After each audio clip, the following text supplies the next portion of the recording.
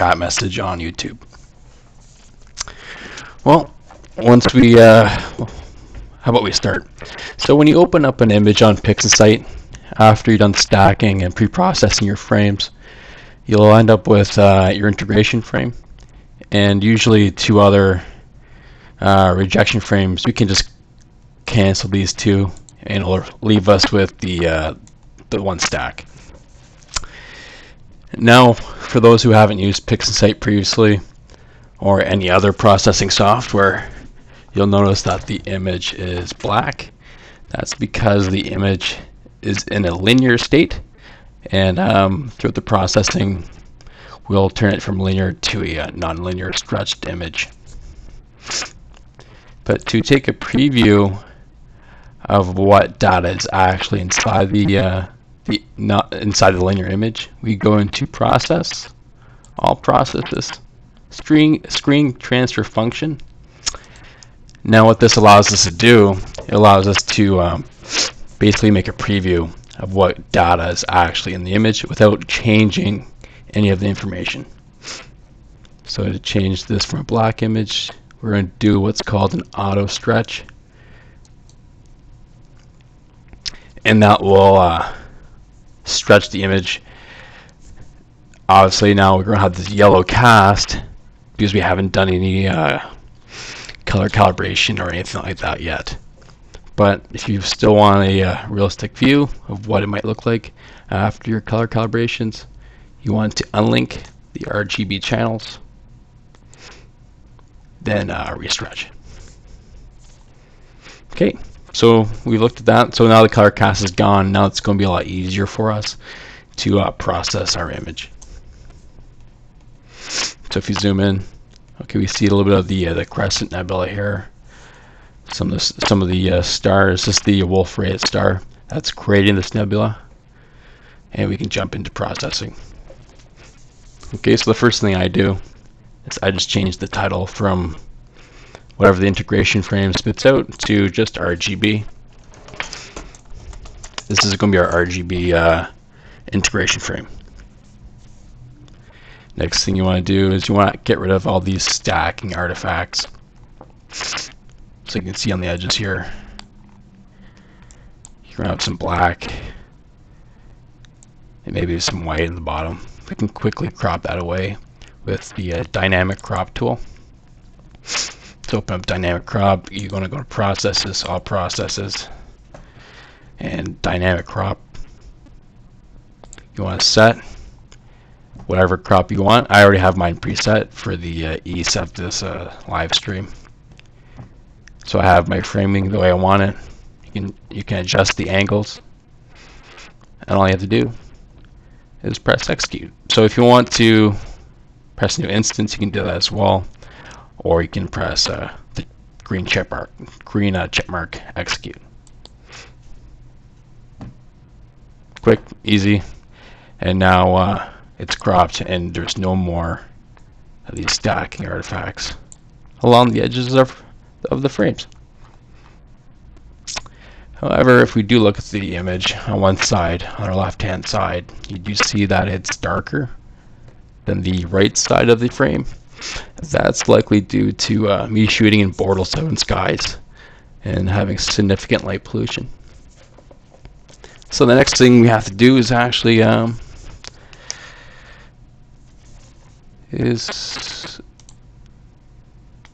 extract that background. So what we're going to do, there's two ways to do this. You can use the automatic background extraction tool or the dynamic background extraction tool. Usually if I'm shooting galaxies, I'll use the automatic background extraction. But since this image has quite a bit of nebulosity in the background, I'll use the dynamic background extraction tool for this.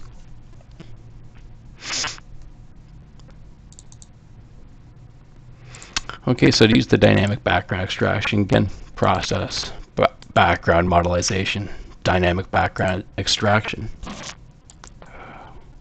Close the dynamic crop first.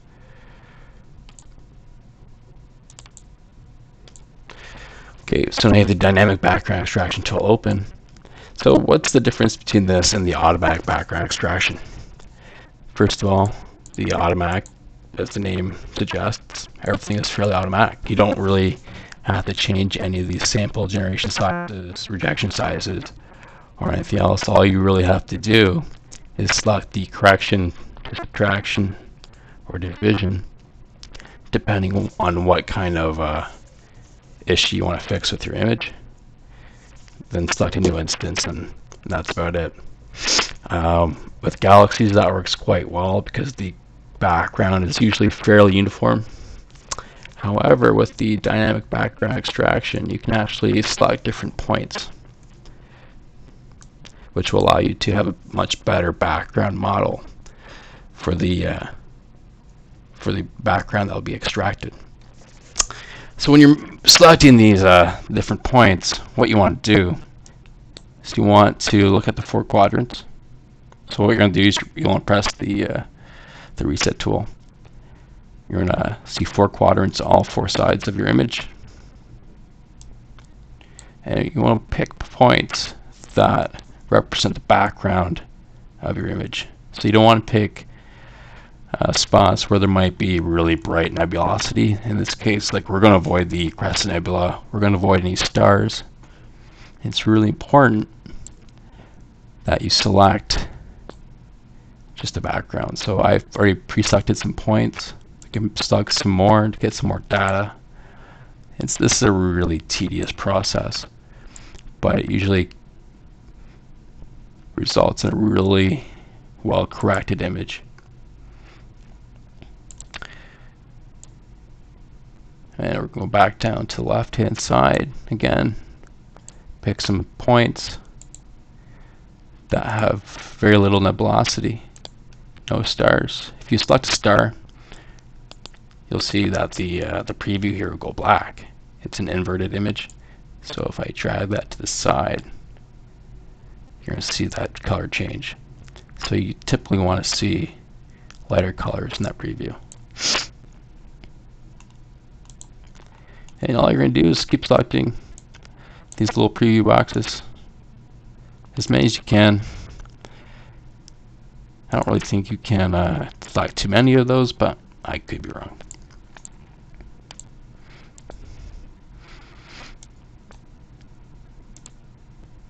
And if you can, try to get some points from the outside of the frame and the inside. Again, just more data points, the better.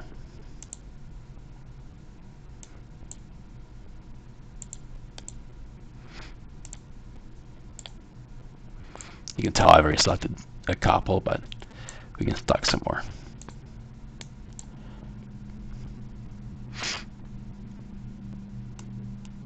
Getting inside to outside. Now let's scroll to the top right. Inside to outside, really easy. There's not much to it. Just takes a lot of time, especially if you have an image like this where there's lots of faint nebulosity, which you'll want to avoid. Alright, once that's done, you can select the target image correction. Now this image has a lot of light pollution gradients to it, so we can subtract that out. It's a subtraction gradient. So you go correction, none, subtraction, division. Select subtraction for light pollution, division for vignetting. I like to normalize the correction, and there's no point of having the background model show up, so I discard that, and then I'll replace the target image. And since this is a dynamic process, you can't drag a new instance onto the image. It won't let you. So you have to select execute. And once that's done, you can exit for now and go back and forth, see what it's done to your image. So if I go back and forth, you can see that that gradient is significantly better than how it was earlier. There's still a little bit of a gradient on this edge right here. We can fix that with a little bit of a division correction with the dynamic background extraction tool. So again, you know, open up your dynamic background extraction tool. You want to press the reset button, and you want to go into all 4 quadrants and select enough points. Like, I've already done this because it'll just get very repetitive over the live stream, but we can select a couple others just to make sure we have enough points. And once again, just avoid stars, bright nebulosity, or if you have any artifacts, it'd be best to avoid those two.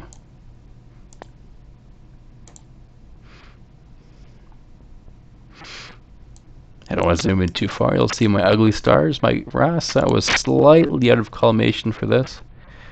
It's fairly picky to collimate.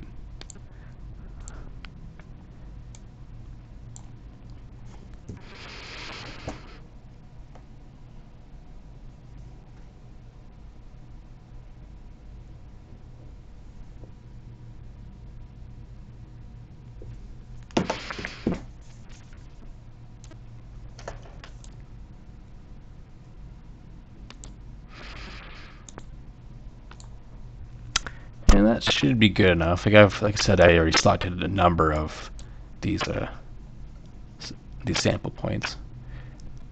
But where the brightest part of the frame of the image is the bottom right. So make sure you have enough points in that part of the image. If you don't, it won't correct entirely, and you'll have that show up in your final image. Okay, so now once that's all selected, target image correction division, and execute.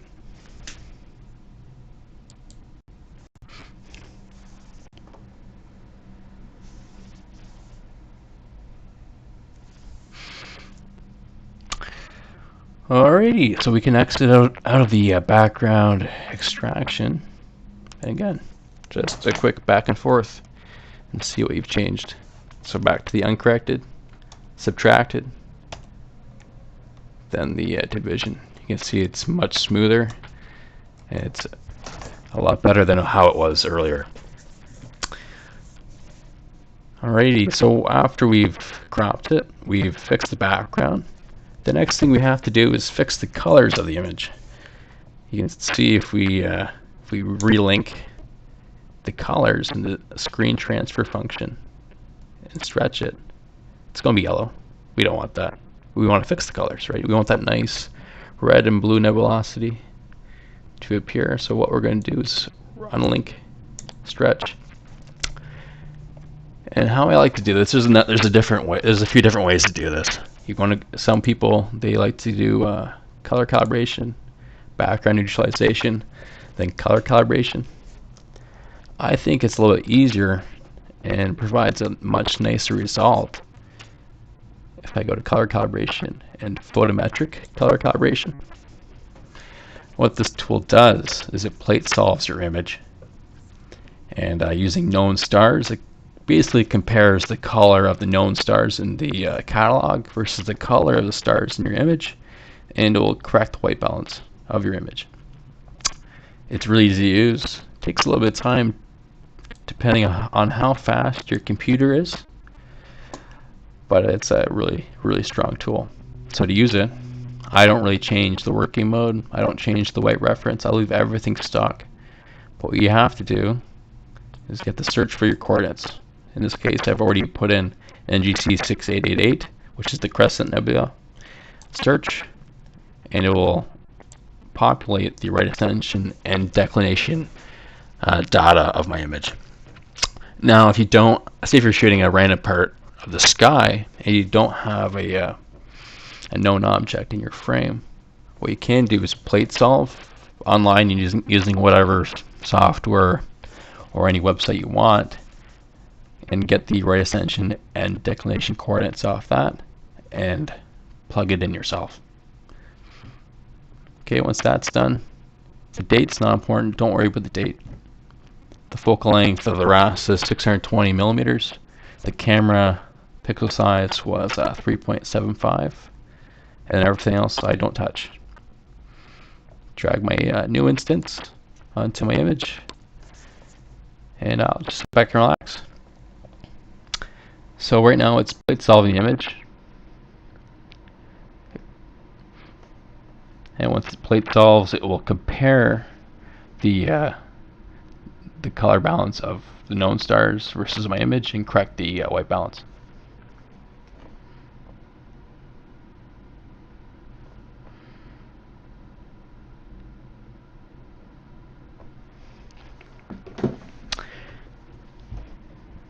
Again, this might take a little bit of time, but it's a very, very strong tool, and I think it does a better job than the color calibration tool in Pixinsight.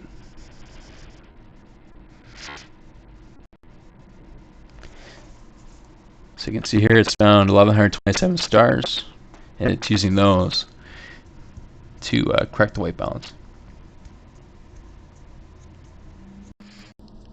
Has a couple stars with invalid positions. That could just be stars that have elongation due to collimation issues or something. Alright, once it's done, it will you'll see this photometric color calibration graph with the white balances, and you'll see the corrected graphs. What you want to see is a nice straight line with all these stars following a similar pattern. If it's not, you might have touched something or screwed something up. You might want to try that again. So you can close that, it's not very important. Alrighty, once that's done, close the photometric color calibration. Go back to your screen transfer function, relink your colors, and re-auto stretch. So that yellow cast is now gone, and we have a much more realistic white balance to our image. It's not perfect, but it's something we can fix later on in the processing stage. All right, so one thing to remember, this image is still a linear image. If I were to save this now and open it up in any other processing software, you'll just see a black image. It hasn't been stretched yet. So our next few steps will be turning this from a linear image to a non-linear image. So to do that, we're actually first of all, we're going to do a little bit of noise reduction before stretching it. I find doing the noise reduction in the linear stage gives a bit of a better result than doing all the noise reduction in the non-linear stage. So the tools I like to do for that, I like to use for that, is a multi-scale linear transform. We can get rid of the pre-populated values. So one thing you have to remember about your image: images have layers. Each layer has different information. All right. So if you want to visualize that, you go into your scripts, image analysis, extract wavelet layers, and press OK. And what that's going to show you is the different layers and information on each layer. So you see there's not much in the residual. You can see, actually there is, sorry. You can see the nebulosity, some of the fatter stars. If you want to check the different layers. Okay, that's got a bit more of a nebulosity. It doesn't really have the areas around the stars. But what this is showing you is you don't want to do all your noise reduction on one layer. You want to use a multi-layered approach in doing noise reduction. You can see on the first layer, you're kind of missing out on the nebulosity. You just see the background pretty much, and the cores of the stars. So what you want to do with the noise reduction in Pixinsight at least, is you want to have a higher degree of noise reduction on these first layers, and a decreasing amount of noise reduction on the next layers. So what I like to do, go to multi-scale linear transform, 6 layers, and I only use the first 3. That's just with experience with the setup I have. Your setup might be different. You might want to use 4 or 5, 2 layers. Just experiment. And what I do now is I create a preview around my target. So in this case, it's the Crescent Nebula and some of the background. So I make my preview. I look at my preview.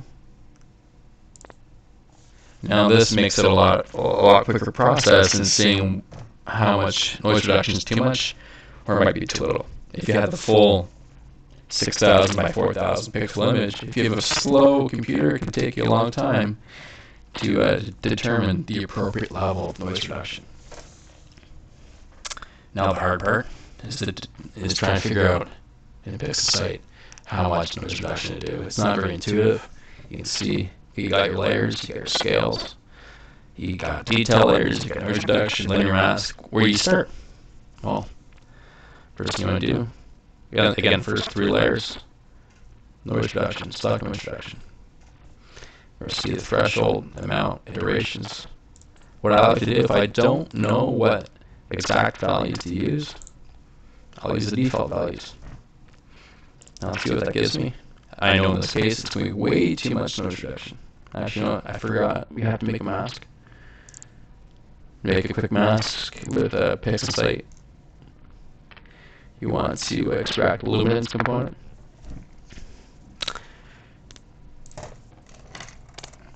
And this is just the luminance data. You can see the stars, the background, the nebulosity. We can make a copy of that for later for our luminous channel actually as well.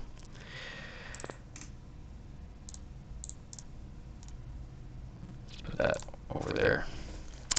So before we get into the noise reduction, I forgot we have to make a noise reduction mask. Now we can't really apply this current image to the our colored image because again, both are linear. You're not going to be masking anything with a linear image. So to turn this mask into a nonlinear image, it's very quick. Go to Process, All Process, Screen Transfer Function, and you also want to open up your histogram transformation. Reset, reset. Now for the screen transfer function, we want to tell it that we want the data for the RGB luminance. Press the track view. You'll see RGB luminance. Now to turn this from linear to nonlinear, you want to bring this information from the screen transfer function into the histogram transformation process. To do that, you'll select the new instance and just drag it to the bottom of the histogram transformation. All I want to do now, new instance from the histogram transform, because now it has all the information from the screen transfer function in the histogram transformation process. Now just drag it and cancel the screen transfer function. You can't talk today. And there, that's now a nonlinear stretched image. Now we can use that as a mask. Click rename, noise reduction mask. Now, if we're using this as a mask, we have one problem. In Pixinsight, black is the protected areas, white is the non-protected area. Okay, so that's telling me if I was going to do noise reduction with this mask, that's actually going to do noise reduction on my stars and the nebulosity, which is the exact opposite of what I want. So what I'll be doing, quickly, image. You can press the invert or Control I if you're using Windows. Now, the background is white. It's not protected. The stars and the nebulosity is protected. Now to apply the mask, there's this identifier box right here with the name, noise reduction mask. Select that, hold it, and drag it to the left side of your target image. You can close that now. Alright, you know if it's applied if your entire image is turned red like mine. This shows you what is not masked. It's not really useful for us. We can get rid of that quick by going to mask, show mask. Alright, now the nebulosity of the stars are protected, and we're doing the noise reduction only on the background, which is where all the noise for the most part is. So again, go to the preview. Let's open up again the multi-scale linear transform. This is just a demonstration to show you the default values are way too high. So it's going to go through the noise reduction per RGB layer. And once it's done, you can see it's way too high. It's very malted.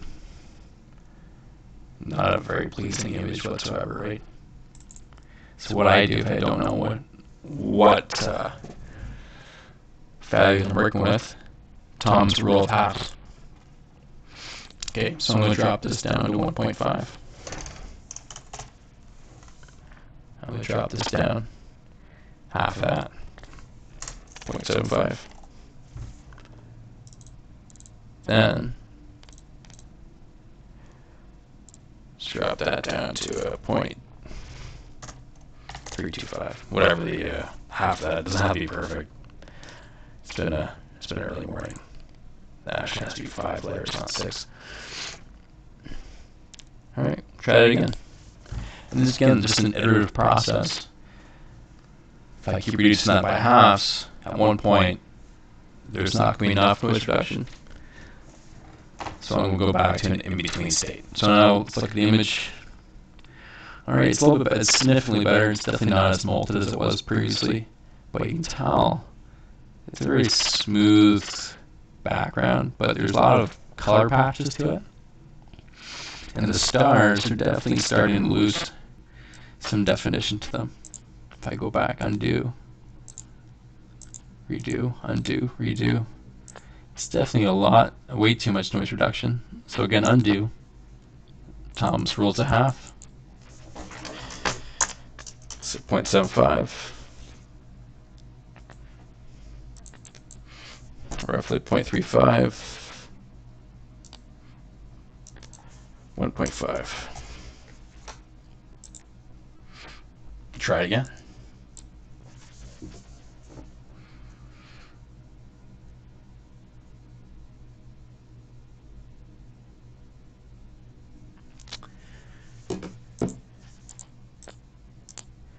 Okay, it looks a little bit better.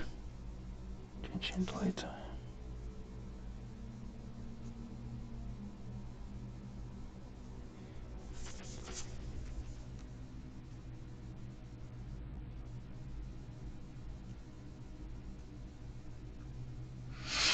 Okay, guys. Sorry, it looks like there's a bit of an issue with the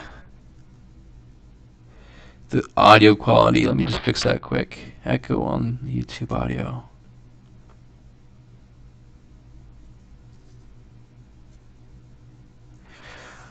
Alright, let me just change that quick. Let's just adjust this audio.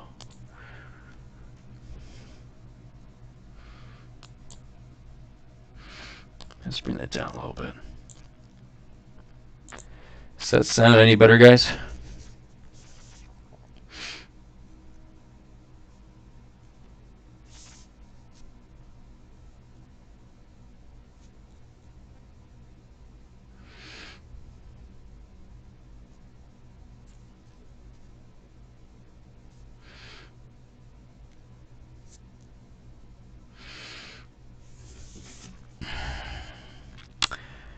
Okay, just stand by for 1 second while I fix the audio.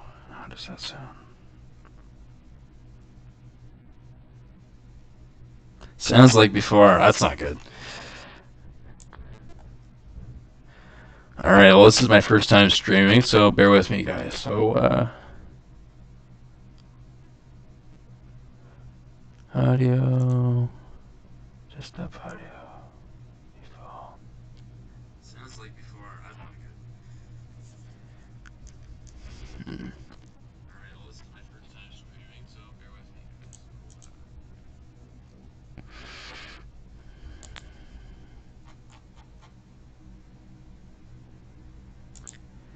Let's try and get it off the Discord. Alrighty, any better?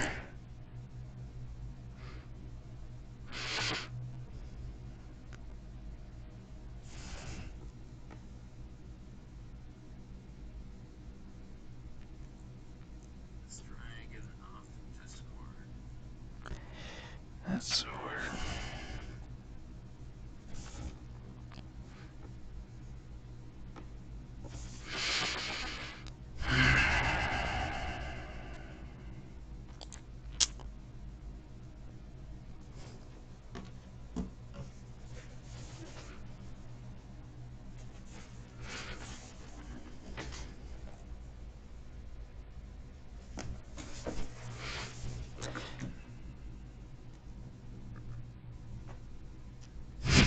Alright guys, well, I do apologize with audio, but we'll figure that out a different stream. Bear with me for now.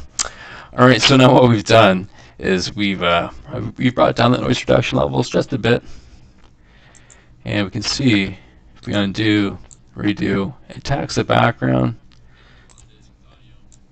but it's leaving the stars and the nebulosity pretty much alone.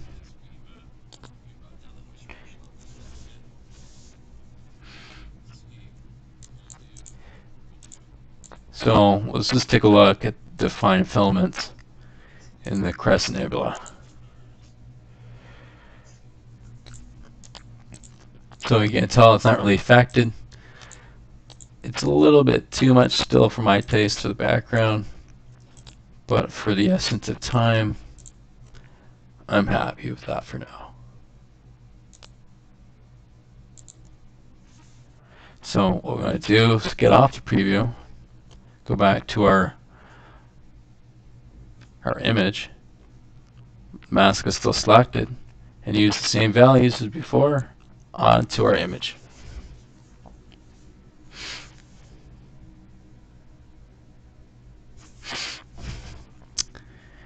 And you can tell, looks exactly the same as the preview.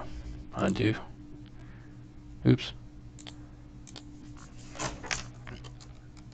Undo. Redo. You can tell it's just a little bit better for the noise. You don't want to overdo it because you can tell this is an overly stretched image using the auto stretch. We're not going to stretch it this far, so it's actually not going to look that noisy. But you don't want to overdo the noise reduction. That's how you get really molted looking images, and you get this really strange color pattern to it. Okay, so now what we're going to do is if you zoom in, especially if you're using a one-shot color camera like I'm using, you guys see some of this green color cast. That's got to do with the debayer pattern of the cameras. My camera in particular, has one extra green pixel relative to the red and blue. So to easily fix that, we're going to go into what's called the SCNR tool. SCNR. Color to remove. In this case, we want to remove green. Don't touch the average neutral in this case. And be careful of how much noise reduction you use. You can nuke the green channel, but what's going to happen, you're really going to destroy all that green information, which you really don't want to do. You want to reduce it, but you don't want to destroy it. So if I use 1, which is the maximum amount, you're going to tell if I select it onto the image, all the green's gone. Okay, it kind of looks nice, but you're destroying all that data. You don't want to do that. You can change the green later on in processing, but once you've destroyed it, it's gone, right? So what I do is I take the amounts and I drag it down, usually around 30 to 40% initially, and I see how that looks.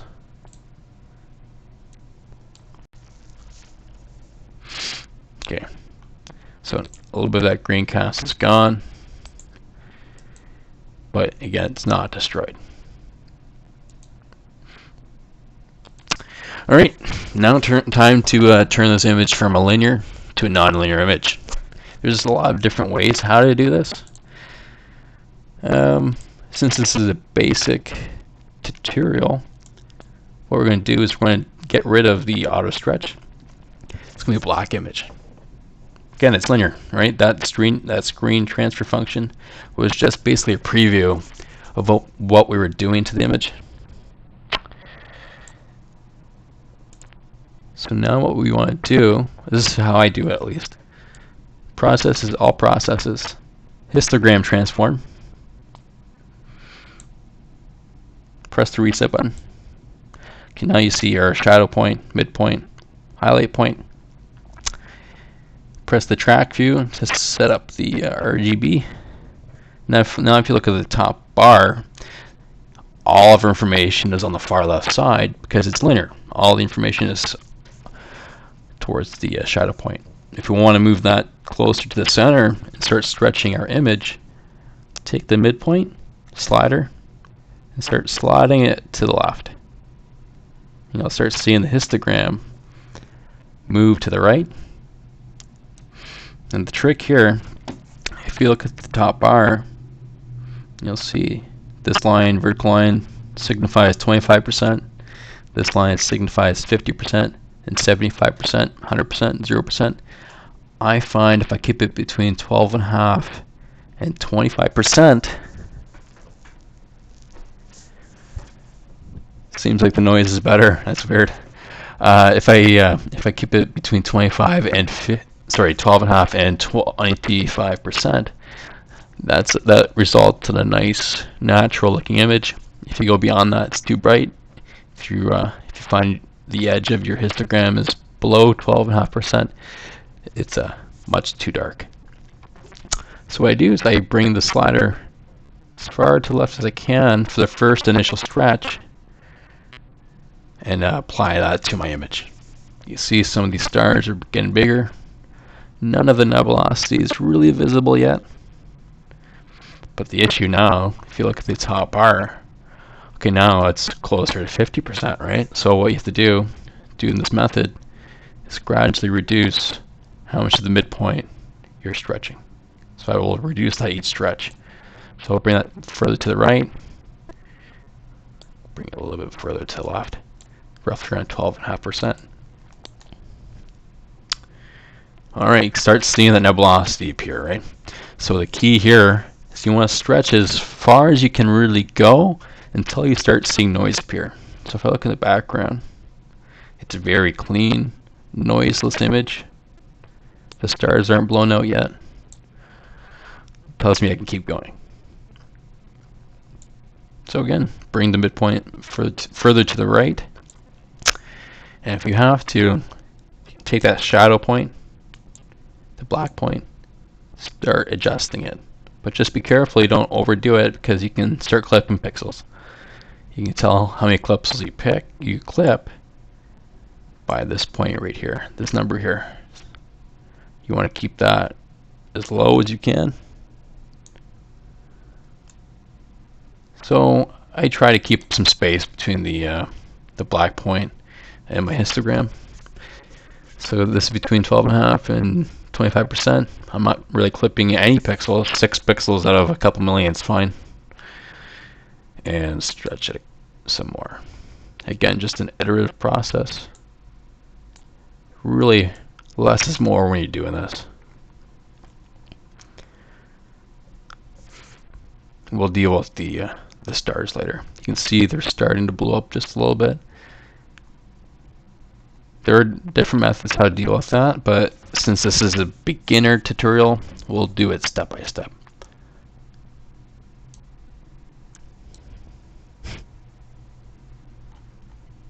That noise is still looking good. You can see the histograms for the red, green, and blue. They're all essentially aligned after you've done that photometric color calibration, right? If we didn't do that, all the histogram peaks will be off. It would probably been like red on the right hand side, blue and green, or something like that. Okay, now we can start seeing the noise appear. See if you zoom in a lot, start start seeing a little bit of specks of noise. We could probably stretch it a little bit more, but really don't want to go much further. Just a slight stretch. Okay. Now what I do next, I like to stretch it a different way now. I go in curves, reset my curves. In this case, I don't want to stretch the saturation. I want to stretch the color and the luminance of the image. So I go to RGB K. I press the check mark to show the histogram info. On the left hand side, your blacks. On the right hand side, your highlights. Now the key here is I don't want to blow out my stars, but also I don't want to clip the blacks. So what you want to do, what's this doing?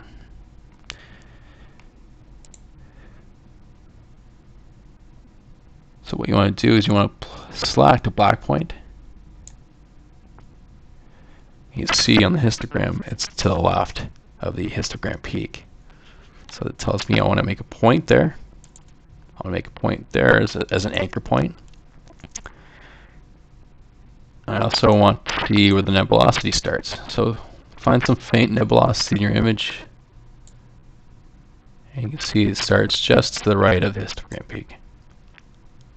So you want to make a point there as well. So the key here is you want to boost the nebulosity while leaving the background alone. Because if you boost the background, you'll start boosting that background noise. You really do not want to do that. That's not the point of this, right? So I'm going to grab this point, just raise it a little bit.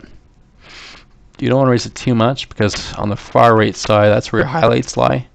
And that's how you really get blown out stars. So small adjustments. See how that looks. Okay, so if I undo that, you can see the stars are starting to grow, right? But the nebulosity is getting a little bit brighter. But so is the background. So actually, you know, I'll get rid of this anchor point. And I'll drop the background just a little bit.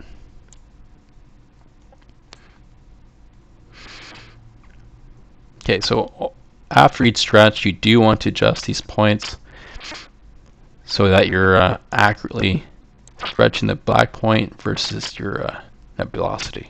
So let's take a look at a random spot. So because of some of the chrominance noise, you'll see this jump around a little bit. But if you find a nice dark spot, it shows you it's still roughly on the left of the histogram. So that's pretty accurate for me.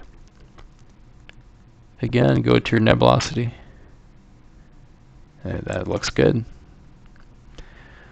But you still want to be careful with the stars. So what I typically do after the first curve's transformation, I'll just make an anchor point right there. You don't want to make it too sharp or it's going to look very strange on the image. You'll get some artifacts that way. But a nice gentle curve.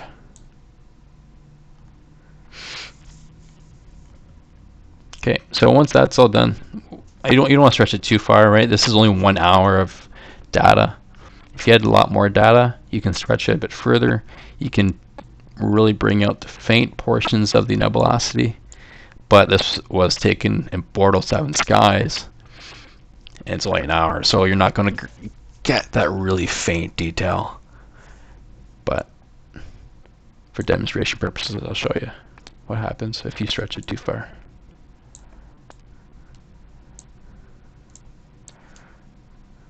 Really. So you can see the background's all noisy. The stars are very blown out. But you can't see what kind of details are in the background if I had more integration time. Bring that back. I don't want that. Alright, so the next thing we can do is do a little bit of color saturation. Now, you don't want to saturate the background, but you want to add a little bit of saturation to the nebulosity and also to the stars. To do that, we can make another mask, extract the luminance components of this stretched image.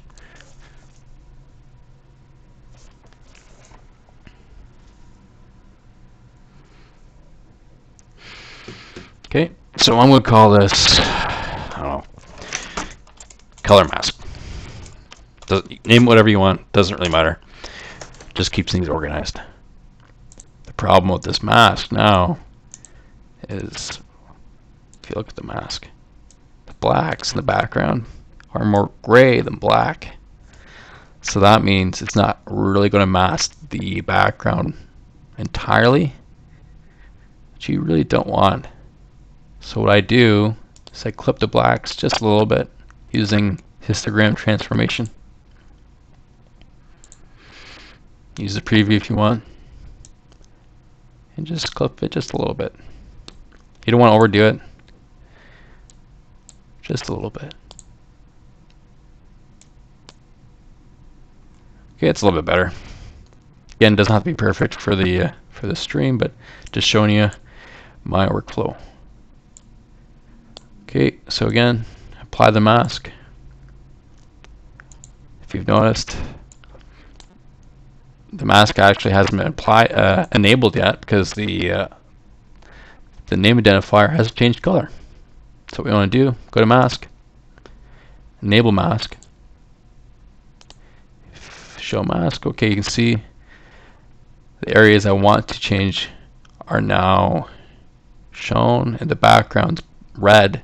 So those areas are going to be masked. Okay, so let's disable show mask. Go back to curves. I like to do a very slight saturation boost. Depends on your taste. Some people like to really boost it. Me not so much. So very mellow curves. Let's see. The reds are a little bit redder. Stars are slowly against the color back. Okay, we might get away with a little bit more. We'll see. No, it's too much. For me at least. So if you overdo it, you'll actually introduce a lot of color noise. See all this gunk and crap. So let's undo that. Bring that down, back down. Again, less is more. If you add a little bit more, you can. But in my case, I like to do a little bit less.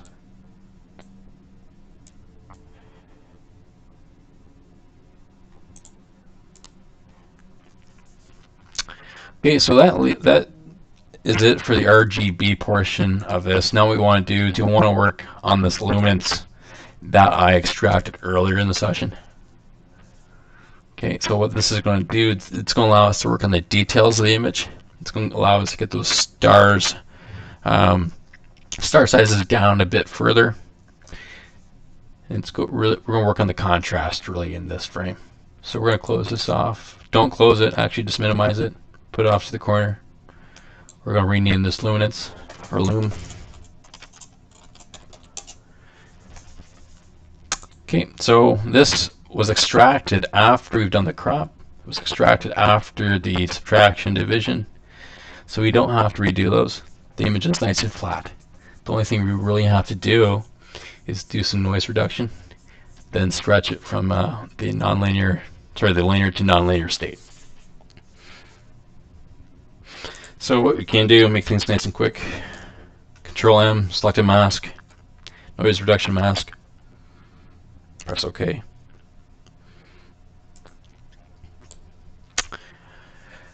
Okay, so now what we're going to do is going to go back to the multi-scale linear transform. Same process as before. You want to experiment to see how much noise reduction is too much or if not enough. Typically with luminance you might want to use a little bit less noise reduction because that's where all your detail lies. But with this image, it's such a short integration time, it's not really going to matter. I'm going to have noise in the final product anyways, but if I had 15, 20 hours, I might want to be more careful with how much noise reduction I do on this luminance. Okay, so we have our mask set. Just a quick new instance on our image. And it's only got one layer go through because it only has luminance, not RGB. Okay, quick zoom in. Just check it out. So you can see this. It's a much more subtle effect on the noise in the background. It's still a little bit noisy, but again, it's just an hour. If you really want to get low noise images, integration time is key. I'd recommend at least 5 to 10 hours as a minimum. Depending on your skies, you might want even more. If you're Mortal 7 to 8 skies, you might, if you're shooting broadband, you might need 15 hours minimum, 20 hours minimum. If you're in Mortal 1 skies, lucky you, you can probably get away with a couple hours. Okay, so exit off the multi-scale linear transform. Now all you have to do is transform it from linear to nonlinear. There's a much a similar process from the previous RGB channel. Again, just histogram transform. That's pretty much it. So you want to make sure that this is luminance, and just drag the midpoint slider.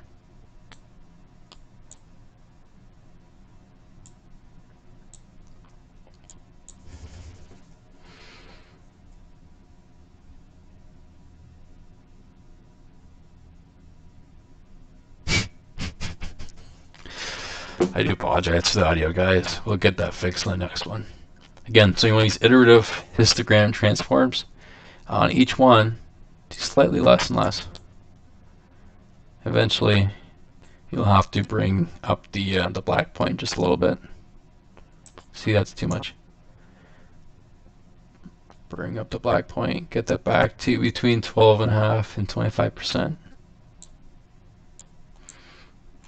Keep an eye on the noise. Again, this is nice and low noise for now. You want to keep it like that if you can.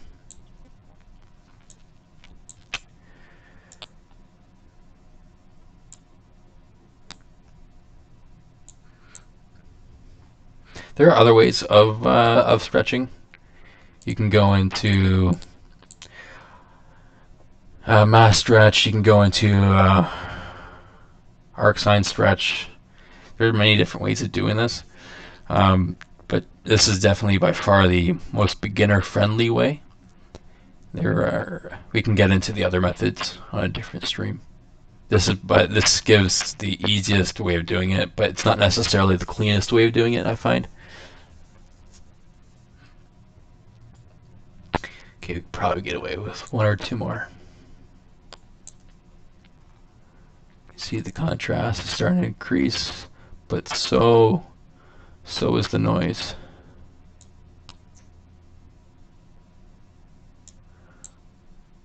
Okay, let's call that done for now. Again, going to curves.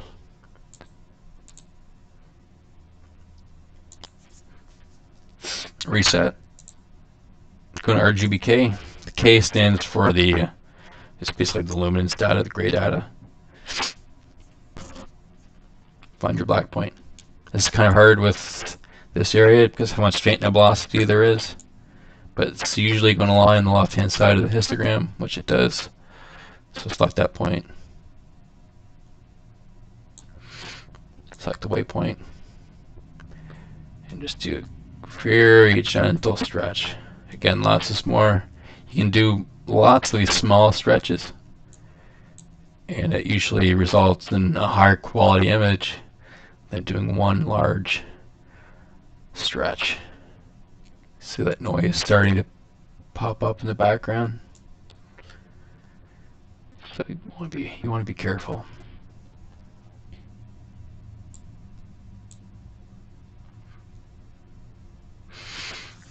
Okay, so that might be a little bit too much. Yeah, let's reduce that just a little bit. So you can see this line splits the square in half. If you raise the white point a little bit, you want these points above the halfway points. Here. That's enough for now. You can tell the stars are getting kind of fat. What we can do now is reduce those. Reduce them by going to Process, All Processes. You want to start off making a star mask. Now, star mask is a mask, which again has in the name. It masks the stars. It's all trial and error. You want to set the noise threshold first. The noise threshold, as in the description states right there, you want to decrease it if you want to include more structures. If you increase that number, you'll include less structures, but you include less noise. I found with my data between 0.2 and 0.3 works best. Your working mode, star mask, scale. Now, this really depends on what type of stars you have in your image. If you have really bright, fat stars like Altenac, you want that scale up a little bit. If you have really small stars like I do, you want that number lower. Again, just experiment. I find between 5 and 8 usually works best. These stars are a little bit on the fatter side, so I've decided to go with 7. I normally don't really play with these too much, because what I do is if I have a bunch of smaller stars and a bunch of bigger stars in the same image, I'll actually do multiple star masks and combine them using pixel math. I find it just gives a much smoother mask. But again, play with it if you want. See if it makes your masks better.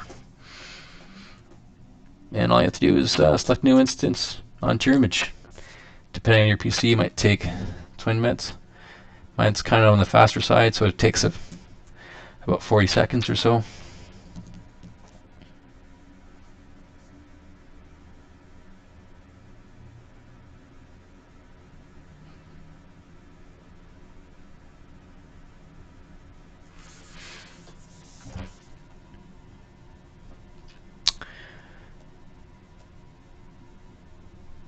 You can make a star mask on the RGB image, but I find it does take a little bit longer because it has to go through each layer. So if you look at this, it's kind of messy looking. So what we can do to fix that just a little bit, you can see it's not very, doesn't really include the stars, it has chunks of the stars, but also has some of the background noise incorporated. So if I want to make a new mask, I could increase that noise threshold, possibly fix that. If I can't fix that way, I can do I can clip the blacks a little bit using a histogram transform.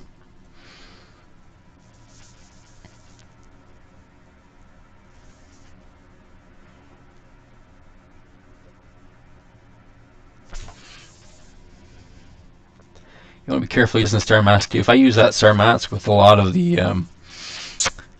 this going on, if I use morphological transformation, it might affect some of the background velocity, so you want to avoid that. There you go, that's a lot better. So there's still a little bit of that stringiness going on, but it's definitely a lot cleaner of a mask for the most part. So let's get rid of this one. We want to apply this mask as any other mask I've been talking about.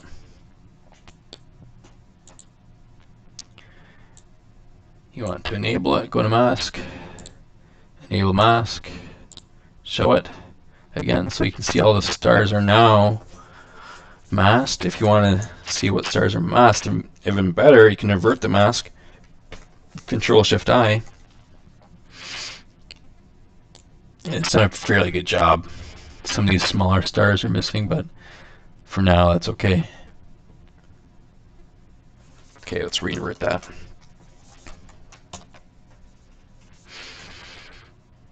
Now to make these stars smaller, go to Process, All Process, Morphological Transformation. So what this will do is this process will shrink our stars to a point. You can actually overdo it really easily in this. So what you want to do is you want to use the operator erosion minimum. That will shrink your stars. Leave interlacing iterations both at 1. This defaults to 1. For me personally, I like to bring that down again, roughly 30%, 0.3. Size of 7. And you want a circular structure. I find it's easier if you zoom in. Now if I use that new instance onto the image, you can see it really immediate star reduction. Definitely if you zoom out, the brightness of the stars are less. You can see the nebulosity a little bit easier.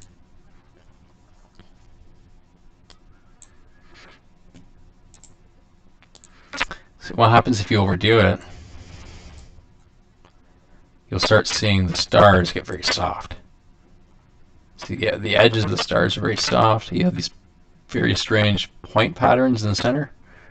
If I do it more, it gets even weirder. See, it's very, very unnatural looking.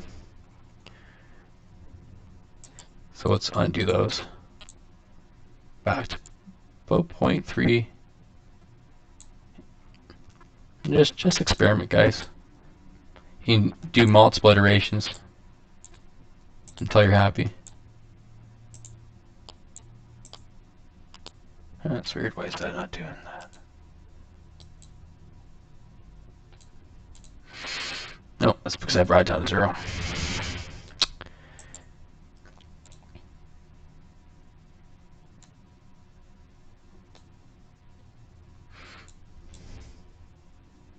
So I usually do 1 or 2. Let's try 2. It looks okay, but that just helps take the focus off the stars and really brings your target into focus.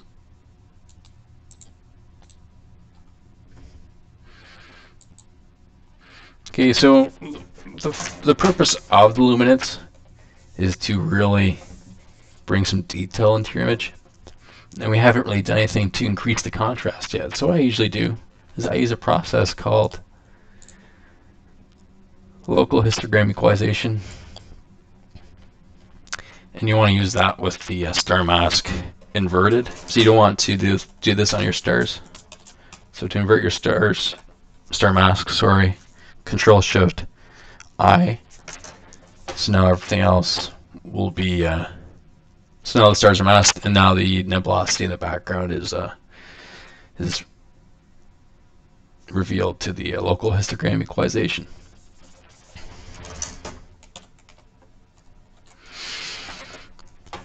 Okay, so how I use this, the default kernel radius 64, contrast 2, and mount 1. That's way too much. I find usually around 0.2 to 0.3 works the best.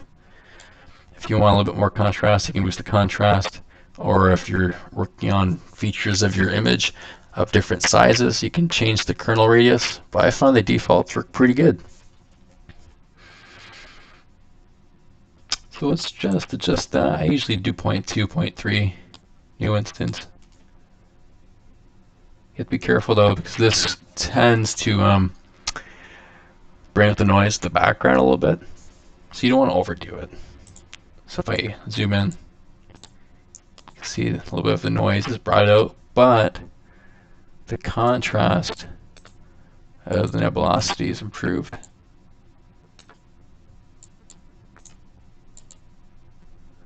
And for the sake of this live stream, we're almost at an hour now. We'll cut that short. Okay, so you want to experiment. You want to experiment between what's going to give you the most contrast versus what's going to bring up the noise less, right? So I'd actually possibly bring that down a little bit, maybe adjust the kernel radius a little bit. Just experiment. If this data was better quality, I would use an unsharp mask, to really sharpen the filaments, but because it's quite noisy at this point, I really don't want to do any more sharpening to it. So we're not going to do an unsharp mask. Okay, now what we're going to do is we're going to make this into, from a RGB/Lume channels, we're going to combine them into an LRGB, luminance, red, green, blue. So you want to disable the mask. Let's close that. Open up your RGB. Process, all process, LRGB. So the way this defaults, everything is selected. In this case, we already have our RGB as a one-shot color image. So you want to deselect RGB. Select your luminance to our Lume image. And for now, we're going to leave the lightness and saturation alone. If you wanted to, if you want to boost your saturation, you'll actually decrease the number. But I'll show you that in a second. Make sure the mask is off for this. New instance.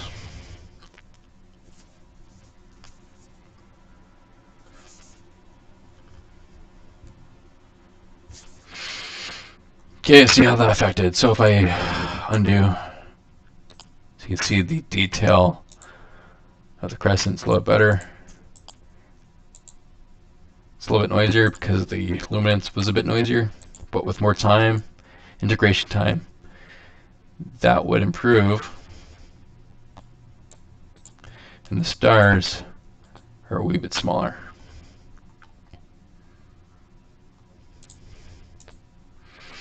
But we can try now, undo that. What happens if we decrease the saturation a little bit? Or decrease the number, which will actually increase the saturation.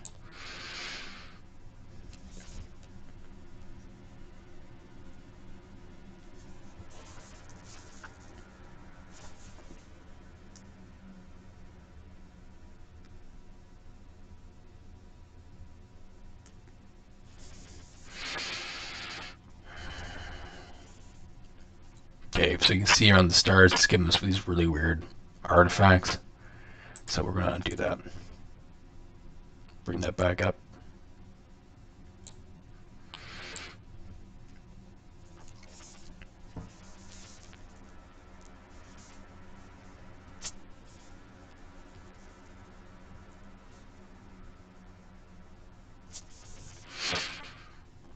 Okay, so now what we're going to do is we're going to do some final tweaks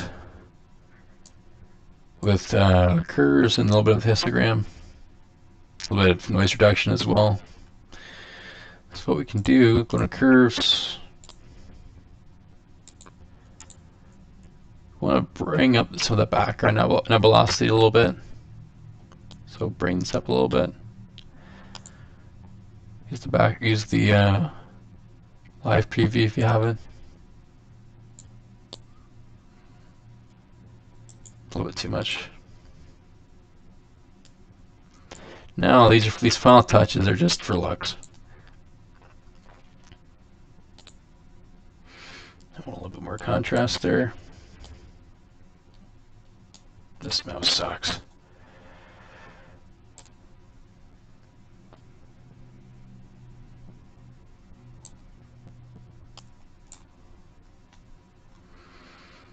It's a little bit too much. Again, this is all just experimentation, guys. There's no right way to do this. There's no wrong way to do this. If you do this like 3 different times, you probably get 3 different images. Like this looks a lot different than how I was processing it earlier, but it's probably something to do with the background extraction or something, but it doesn't look half bad. The stars could be a bit smaller. Okay, so once the curves are adjusted, you're going to go in the histogram transform. You want to make sure that your peaks are still matched. So you can see the red is significantly off the green and blue. So you might just take a look and see how this looks if you want to boost it just a little bit. You don't want to boost it too much, just a wee bit.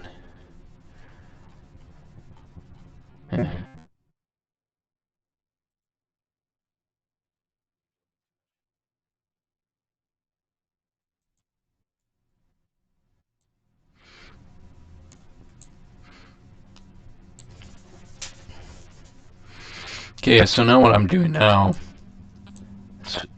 after we've done the RGB combination, because the luminance in this case was so noisy, it increased the noise of our image significantly. We can do a little bit of extra noise reduction, but since it's a nonlinear state, you don't want to use MLT, linear transform. You want to use something called multi-scale median transform. And this one's a little bit more complicated to use, just because of how powerful it is. Like, you really need small amounts of this to get a good result.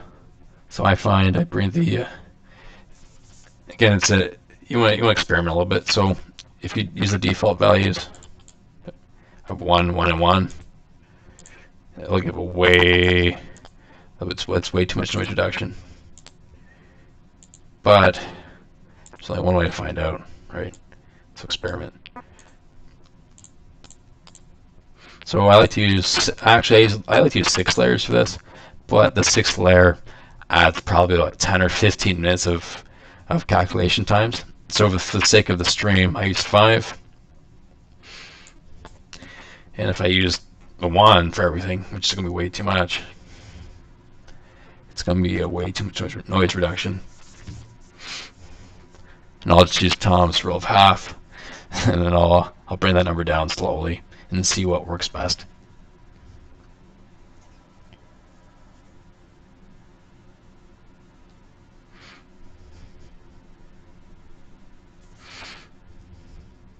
So if I do that, actually, you know what I forgot to do?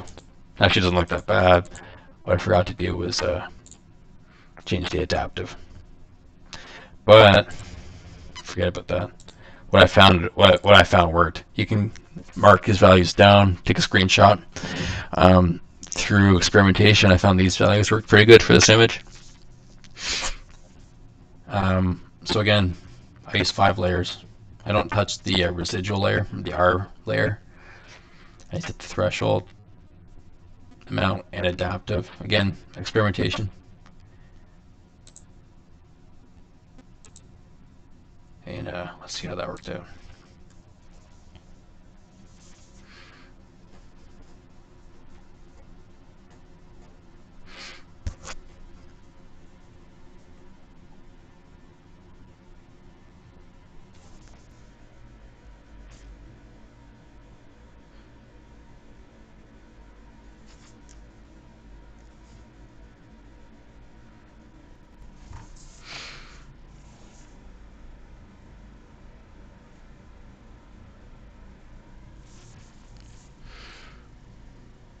This does take quite a bit of amount of time, so that's why I'm not doing the 6th layer, but I find the 6th layer does improve the quality of the noise reduction significantly, especially if you do have quite a noisy image.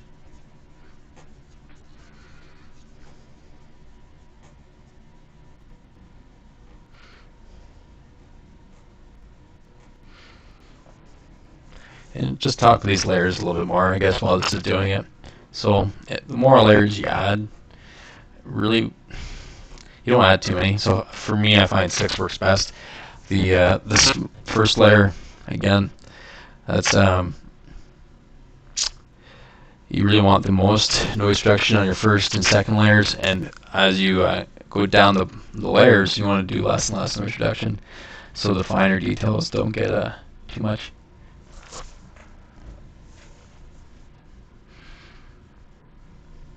There's supposed to be a couple people on the Discord, but it sounded like that was giving us issues.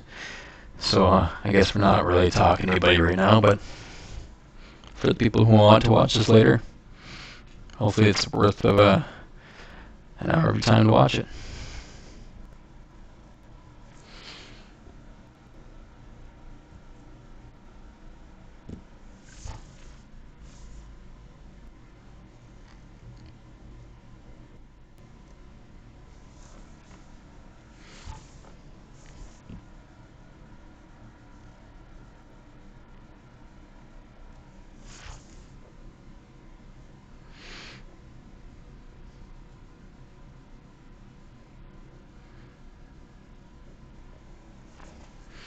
That should be done in a second. So you can see it's gone through channel 0, which is red, channel 1 is green, channel 2 is blue. So it's just finishing up the blue channel now.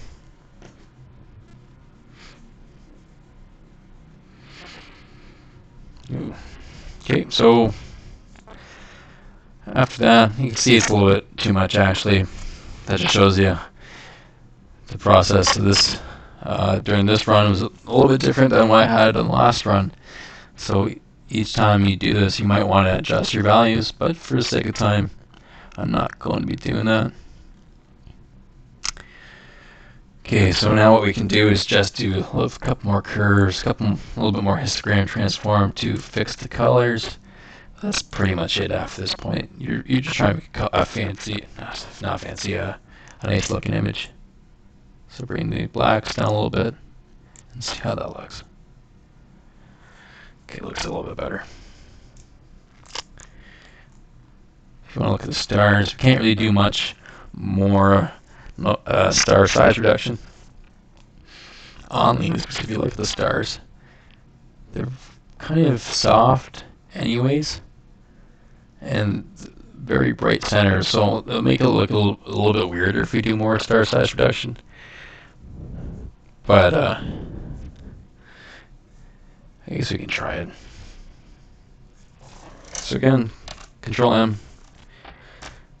Let's go to Star Mask.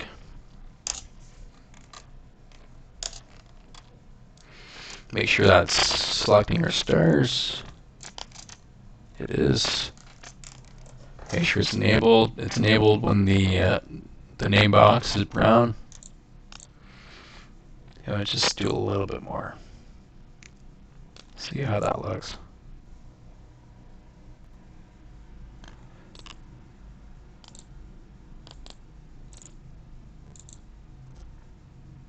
Didn't really negatively affect it too much. So, just to recap, when you're processing these one-shot color images, the first thing you want to do is crop the image. You want to equalize the background, so you want to get rid of any light pollution or vignetting casts on your image. You want to then color correct your image, do a little bit of noise reduction, turn your image from a linear to non-linear image via histogram stretches and curve stretches. However it fits your taste. There's no right way of doing it. This is just how I do it. You want to process your luminance, do combine, and do some final tweaks. That really wraps us up for this. Normally what I would do afterwards, I might take it in Photoshop later, adjust some of the colors, but this is a Pixinsight tutorial, not a Photoshop tutorial, so we'll skip that for now. The next session, I actually have some HA data for this, is to how to combine the RGB and the HA data well. A lot of people, they just make it a luminance, and it looks a lot more pink and unnatural than it does now. If you do it well, the star colors won't be affected. It's a very subtle addition to it, or addition. It just makes it look a little bit nicer, and some of the background pops a little bit nicer too. Well, thanks for joining us, guys, and I really hope you enjoy the stream. No, sorry about that, guys. It looks like I exited a little bit too soon. Is there anybody still watching?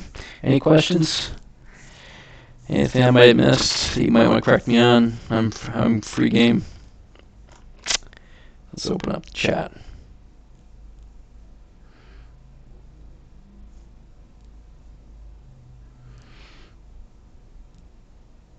At least I'm not seeing anything on my phone. Let's go to the Discord.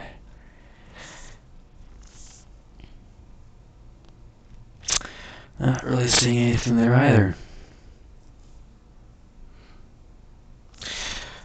Well, thanks a lot. I really do appreciate it. If Keenan, I'm probably butchering your name. If you want more information, you can join our Discord. The Discord is in, I think it's in the information box on how getting subs YouTube channel.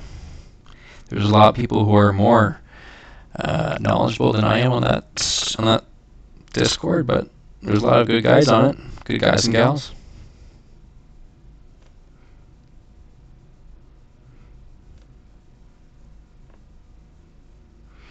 If there's nobody else that asking a couple of questions, I'll be heading out shortly. That should be about it.